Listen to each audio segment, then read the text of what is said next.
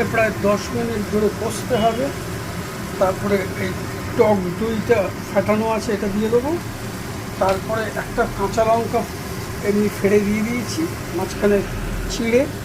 আর একটা লঙ্কা আছে, বেশি ঝাল হয়ে যাবে বলে এই লঙ্কাটা দিলাম না, ছেড়ে দাও। লেবুর রসটা দেওয়া হয়ে গেছে। এবার বাকি হচ্ছে 10 মিনিট ধরে কষা। অল্প অল্প যদি তলায় লেগে যায়, অল্প অল্প গরম জল মিশিয়ে মিশিয়ে, গরম জল এখানে রেডি, একটু একটু গরম জল মিশিয়ে মিশিয়ে কষতে হবে 10 মিনিট।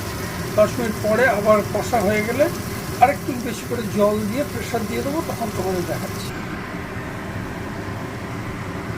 এবার দেবো দই, ফেটানো দই।